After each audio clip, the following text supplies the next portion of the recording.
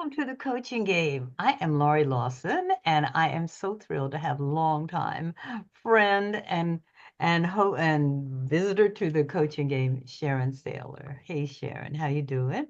I'm great, Lori. It's so good to see you again. I gotta get out your way. I know it's been a while, but Yes, I love Zoom. Seeing you.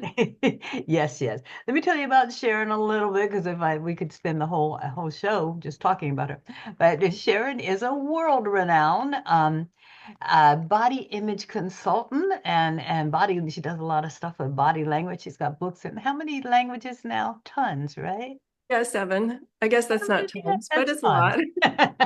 That's impressive. That's impressive. She's also the founder and co-host of a radio show, the Autoimmune Hour, and you can find her on you can find that on give us the website again. Yes, Understandingautoimmune.com. yes. And unfortunately, she tries out all this stuff before she tells you, because she's using her own health and she puts it on the line there and says, you know what, here's what I've discovered. And so far, she's doing such a great job. But 10 years, 10 years. We've been doing, yeah, the show's been wow, on for that 10 years. is a milestone. Good for you. Yeah. And it's, well, tell us a little bit about what that show is. It started as a search for wellness again after I got a diagnosis that was completely out of the blue, and it seemed to come on over just 48 hours from good health to bad health in 48 hours. I won't say bad health. I try to stay away from the negatives, but less than positive health. How's that? That sounds better. Yeah. And I started the show as a quest to find a cure for what was going on with me. And through this 10-year journey, I have found so much fascinating about what health is. At first, I got all the doctors I could find to be on the show to talk about autoimmune disease and wellness and all of that. And it was all very scientific, structurally, provable, which I'm all behind research and all of that. I'm not saying that that wasn't important. But where it opened up for me was when I started to bring on other people who had different views of how wellness develops. So it's not just the physical body. I had to learn to nurture my emotional, my spiritual sides, even the mental health side of it all. Like instead of saying, oh, I have an autoimmune disease, I'm working through an autoimmune condition is how I talk about it now. Because have to me was always in my brain about ownership. And the last thing I want to own is bad health. I mean, right? So, Absolutely. so for me, it was as the progression in its 10 years, I have figured out that it's more than just the physical combination, but it's the mental game, the spiritual game, the emotional game that you balance along with the physical part of it. Let me ask you, this is totally off the wall, and she'll hate me I for love those asking. off the wall questions She'll you ask, come up with, she'll hate me Lori. later for asking. And where the path that our medical profession is taking right now under the new administration, is that a hindrance or a help? I mean, is this going to cause people to think outside the box and it doesn't have to be traditional medicine? Maybe it's something else. Or I think I know what you're going to say, but what do you think about that? Well, I'm going to put the administration part aside Right. and say that I think people should take their own health in their own hands and really listen to multiple sides. That's one thing about my show. I bring on a lot of sides and being able to say, okay, tell me more about why you are so strong on this side of the conversation versus that side of the conversation. And to me, it's important for each and every one of us to approach health our own way. And that has to become scientific and also the spiritual side and the emotional and mental side again. And I know it sounds really crazy to keep coming back to all four, but once you have all four in balance, it works. I always like to go back to the science though, and I won't even point just to this administration. Numerous different governmental entities for as long as I've been doing the show have always presented conflicting information. Some say take this vitamin, then others say no, that don't take that vitamin. Some say, it's Yeah. I, trust yourself seek competent medical help as best you can. I actually have a team of 5 people I consult. In fact, I'm adding a sixth right now because I met somebody fantastic last week. And I look at them as, yes, they're medical professionals, but they're my thinking partners. They know that I have given up on this idea of white coat authority. I trusted that at the beginning, and it led me to a lot of unfortunate consequences that I hadn't done my research to find out, taking that particular med at that particular strength, what were some of the shortcomings of that? And I suffered the consequences. And so some of those times suffering consequences like that lead you to say, okay, I'm in charge of my health and I'm going to choose what makes the most sense for me. Now, as you know, Laurie, I'm very careful what I eat. I try to eat what comes out of the earth as what most as possible, meaning less processed. I'm not an ultra processed food fan. There's a lot of things in there that aren't healthy. And one thing I learned from a guest that we had on just a couple of weeks ago, Dr. Gurlevich, I had never thought of this. And I was like one of those aha moments. As you kind of go, why hadn't I ever thought of that? She talked about certain additives that have this little label of safe, relative safe at this dosage. But she didn't point out that that's only to whatever you're looking at right there, like that little ingredient label, is only relevant at that serving dosage is safe for that. But how many items do you eat that day that have that same preservative, dye, or other type of ingredient? And then you're not at a safe dosage if you've eaten that dosage like 5 times a day or 3 times a day.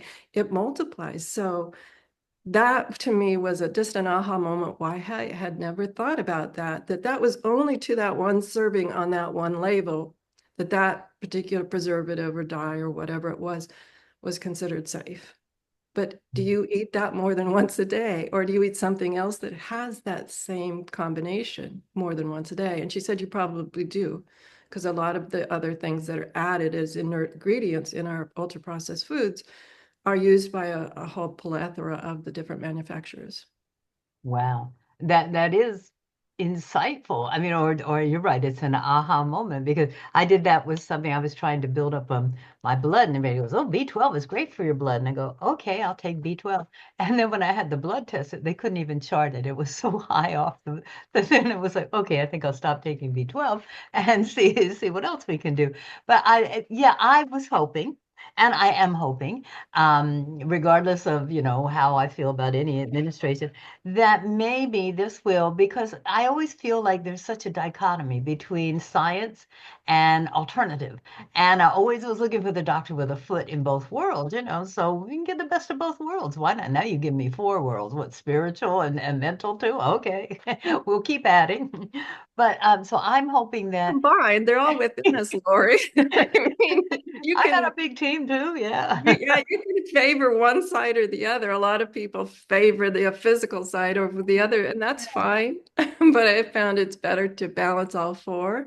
I And I think know. the problem we get into with all of this, whether uh, is who to trust these days. And to me, it's trust yourself, educate yourself, and make the best decision for yourself.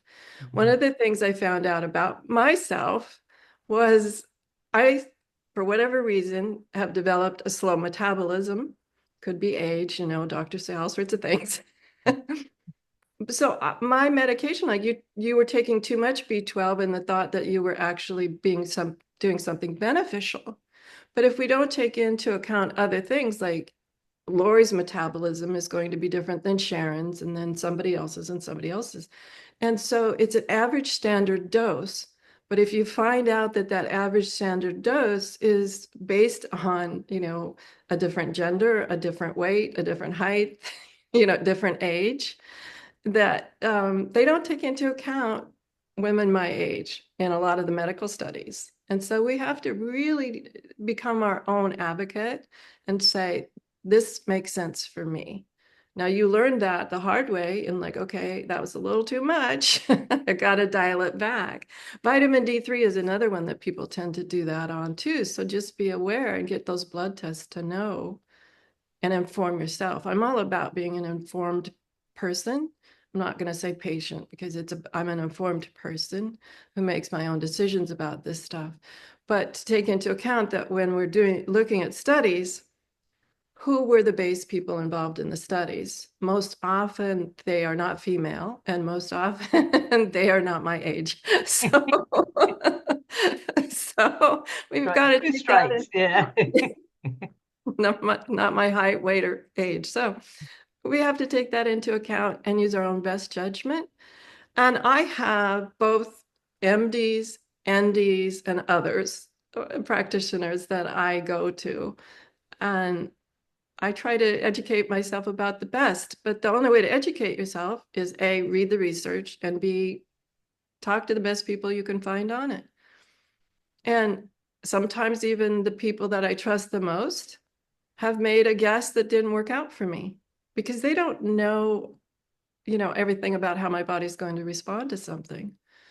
So unfortunately, it's I hate to always say it because some people take it too seriously, but I'm just going to say one of my favorite things is guess, trust yourself, and then guess and test. Yes, and test. Okay, cool. One Educated guess, I should say. educate. Yes, yes, yes. Educated guess and test. But one verification of what you were saying is it used to be that doctors go, vitamins, please. No, here, take this pill. Now, as a regular routine in mine, and this has been going on for years, it's do you take D3? And if you don't, vitamin D3, you have to, that's a part of their routine. So they're slowly edging over. I mean, it's very slow, but it's okay. But when you say trust yourself, I forgot to mention, because Sharon has so many credentials, she's out there now kind of um, exampling and becoming an example and teaching people how to have courageous conversations. And that means not going, okay, I will. And there's a lot of other things. To tell us what you're doing about that, because I think we could all use a few courageous conversations right now about anything, not just medical. It's like, how do you have a courageous conversation? What does it mean? What does a courageous conversation mean? Really tough right now. I know. It's really tough. A lot of my clients are calling me up going, oh my gosh, here's the scenario. What do I do? What do I do? Right. I think the big thing I wish people would learn to do, and it's not the easiest thing. Sometimes you just have to be still with yourself. In fact, told Laurie I escaped yesterday. She wasn't intending on meeting me here, but I had to escape to the beach. And sometimes those escapes where you have time to yourself and think for yourself and just without any other input, because our values are being stretched in multiple ways right now. And to me, it's coming back to your center and like, what do I value? Okay. But the other critical point of that is what a mentor taught me years ago. And at first, I was a little shocked when he said it, but I realized it was a compliment. But he said, the critical thing about your Sharon is you have the ability to hold multiple ideas in your head at one time and be okay. Now, I've always been that way, but I've been teaching people how to do that now because it's critically important to be able to take in all this information and sort it for yourself and to determine it against your values and begin to understand how that plays out for you. Because there's so many sources of information now that we can get caught in a feedback loop like you wouldn't believe. Algorithms now, I don't know if you've ever been on certain social media channels. You click on one thing just because maybe the headline is interesting. And then you realize that the story is not at all about the headline. But what you've done is all of a sudden the next 50 stories that come through your feed are related to that. And you're like, how do I get out of this now? And it never ends. They will come back tomorrow and do the same thing again. So I yeah, think the first key is being trusting yourself and being true to your values and always coming back to your core self yeah. and being honest with yourself. There are times I can get a little too big for my britches, as my mom used to say years ago, Mhm. or whatever it is. But I think the part of trusting yourself is always questioning, like, okay, do I need more information? Do I need more research? And the other thing is that I've noticed during the pandemic, my circle, social circle has gotten much smaller. And I have to be careful that I'm not in a feedback loop, that I'm not in group think. So Yeah. reaching out and trying to meet new people, going to different types of seminars or talks or live, we call lunch and learns here at the library. Mm. Uh, those are fascinating to me just because I can get multiple ideas in and then I have to sort it through my own filters. And I know that's not really helpful, but the key part of a courageous conversation, people are probably going, but she's giving me all this internal stuff. What happens if it's external? Mm. Which it often is, yes. And I said, listen deeply is the first key point because oftentimes I'll get an emotional charge, emotional reaction will come up right away. The old amygdala starts into fight, flight, or freeze right away. And I have learned what that feels like. It usually feels like a rush in some people. Other people describe it as sort of a shaking or a nervous energy. Other people describe it as brain fog. But begin to understand what is my signal that I'm starting to go into fight, flight, or freeze. Maybe somebody's challenging me in a way that I don't appreciate, or they're, coming up with a lot of rhetoric where I'm like, I don't feel safe with that kind of rhetoric. It's really important to be able to breathe through when you feel your fight, flight, or freeze kick in. Yeah, the brain starts to go off, the conscious brain, the learning brain starts to go offline. So when I notice those little cues about me, and sometimes it just feels like a little tingle all over my skin. That's another signal that tells me, Sharon, stop, take some nice deep breaths and just listen. And then I like to ask a lot of questions. Oftentimes, what I find when I'm needing a courageous conversation is people just want to be heard. And I have the complete understanding within myself that I can listen to someone, I can acknowledge that they feel that way or believe that way, and that's not me. That doesn't mean that it's my job to charge through like, a rushing army and change somebody's opinion. But I can acknowledge, yes, I understand how you might feel that way. I don't feel that way, and be true and safe to myself. It's not an argument when you say, I understand how you feel that way and I feel differently. And that's okay. Funny, because I was just going to say, okay, you've got your internal going, and hopefully you're calming down. Not Do always easy. I make it oh sound no. easy. Breathing is, but I think the key thing to remember is to breathe. So there you go Yeah, on that. I agree with that. But then I was going to ask, it's like, well, what do you do with that? Do you confront? Do you try to educate, or what do you do with that? I think you might have come up with a great solution. It's like, okay, I understand what you're saying. I don't agree, or but I don't feel that way. That might be a way to calm it all down, if they Well, persist. people will continue to ratchet it up, trying to convince you, trying to Yes, educate yeah. you. Nobody likes to be educated, okay? So true. No, I mean, I've had, over through my life, I've had different relationships where people just thought I needed to be educated, and then I would see their perspective. If only you would see the light. Yeah, Yes. right. That's sort of like telling angry people to calm down. Yeah. Let's just wave that red flag in front of the bull rushing at you, okay? Do not say calm down. Do not.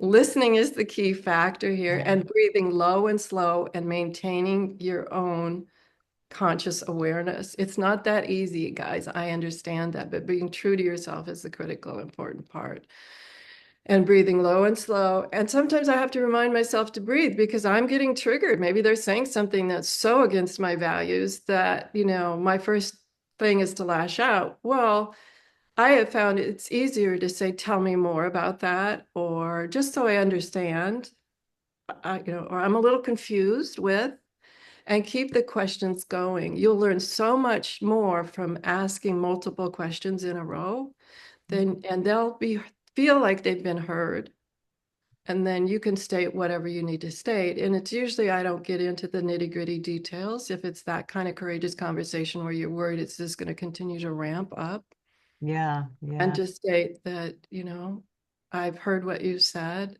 and I don't believe that, or I don't agree with that, and leave it at that. I don't have to defend anything. If Help they me. feel they have to defend something, that's their own problem, and then I'll walk Yeah. away. Help me work on because I'm going with you. It's like, okay, deep breathing. I'm a big fan of breathing.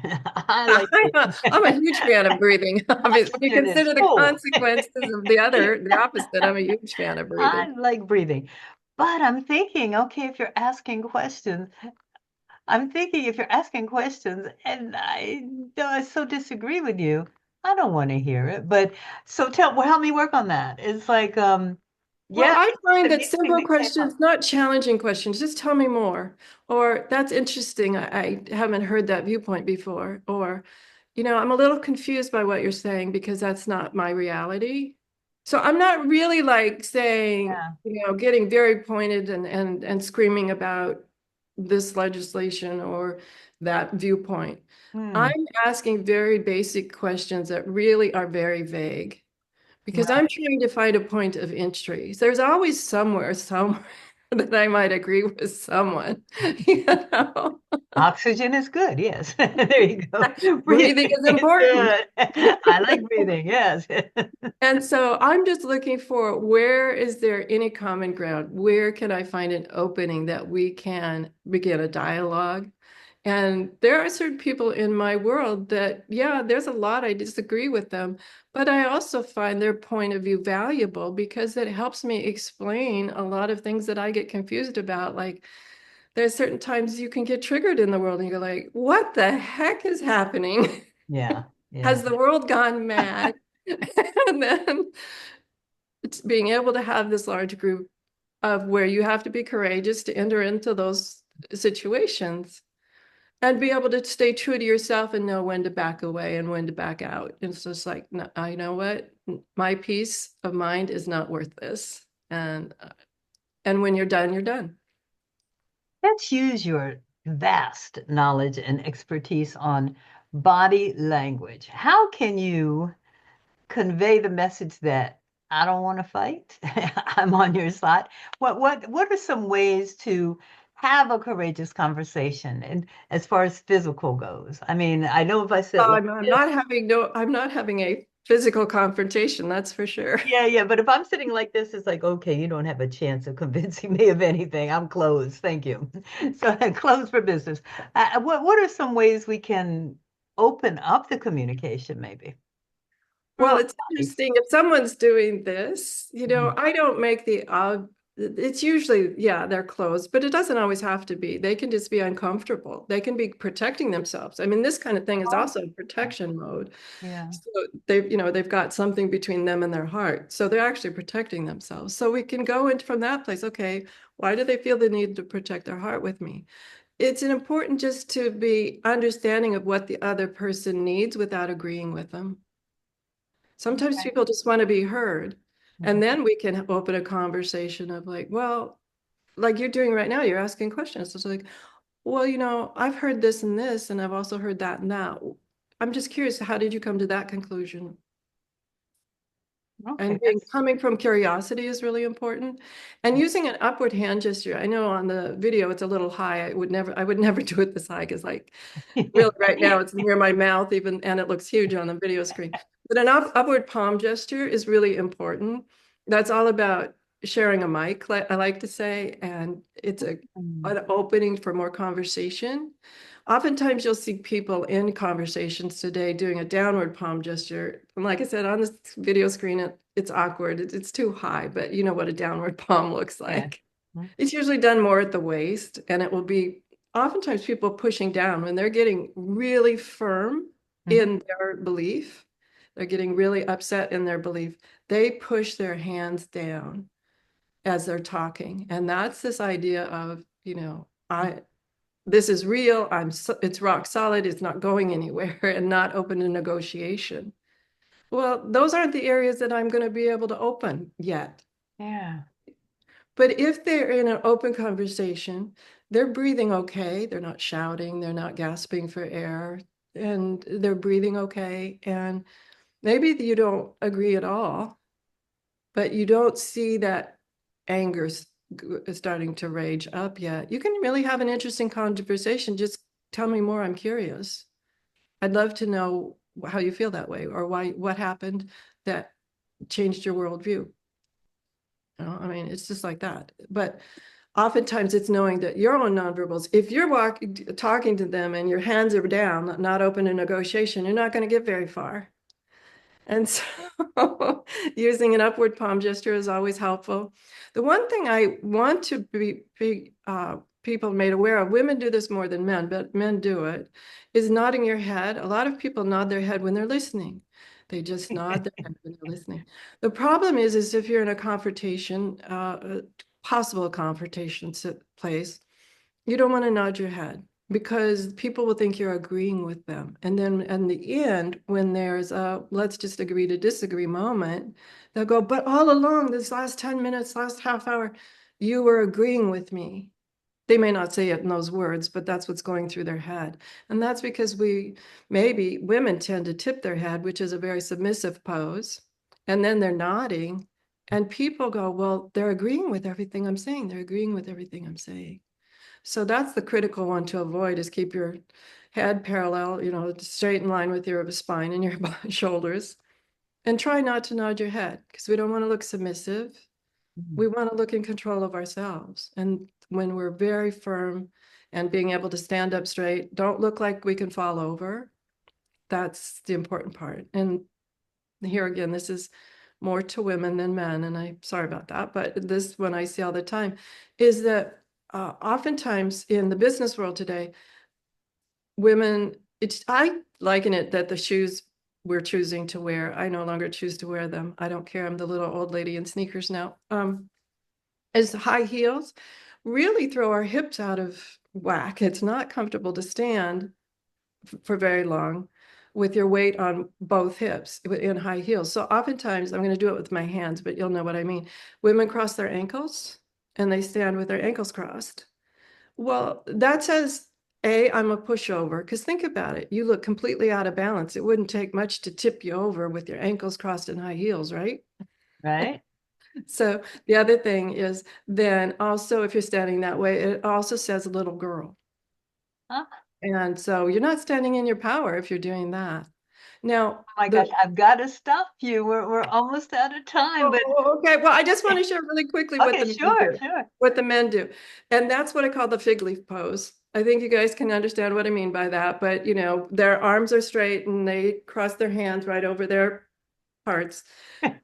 That's also saying little boy. And so stop Oh doing that. my gosh, Sharon, you got to come back and tell us more. That this is fascinating. And I knew it would be, and I told her, I said, we only have 28 minutes, but I know we're going to have Oh, to you knew get I'd more geek out on this. time. But I love it. So Sharon Sayler, Sayler, you can find her SharonSayler.com. You can find Understanding Autoimmune on uh, anywhere, I guess. Yeah, Understanding. YouTube, Spotify, iHeart, Apple, all of Yeah, them. yeah.